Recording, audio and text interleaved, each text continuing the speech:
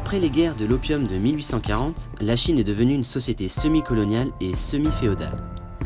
La souveraineté, le territoire et l'économie de la Chine ont été érodés. Grâce au succès de la révolution russe d'octobre, le marxisme s'est largement répandu en Chine.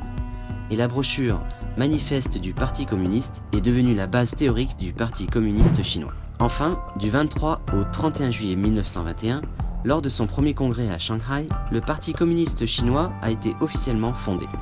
Alors, comment le PCC a changé le destin du pays et du peuple ? Premièrement, détruire les forces des seigneurs de guerre de la Chine du Nord. Depuis 1916, les seigneurs de guerre de la Chine du Nord ont vu leurs forces de plus en plus puissantes. Le peuple chinois, mis sous pression, a eu la vie dure.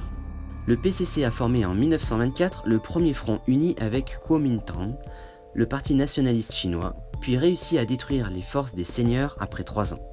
Deuxièmement, remporter la guerre de résistance contre le Japon. Pendant la Seconde Guerre mondiale, depuis l'incident du 18 septembre 1931, l'armée japonaise a commencé à envahir la Chine. Elle a occupé des terres, tué le peuple ainsi que pillé des ressources et des biens du pays. Prenant en considération le moment et la situation, le PCC a formé le deuxième front uni avec Kuomintang pour lutter contre l'invasion du Japon. Finalement, la Chine a remporté une victoire complète dans la guerre de résistance contre le Japon. Troisièmement, libérer toute la Chine.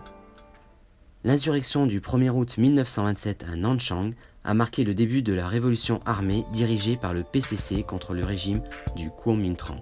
En 1935, le bureau politique du comité central du PCC a tenu une réunion élargie à Zunyi. La réunion a établi la position dirigeante de Mao Zedong au comité central du parti et dans l'armée rouge. Après la guerre anti-japonaise, avec le soutien du peuple chinois, le PCC a battu le Kuomintang et a finalement libéré toute la Chine.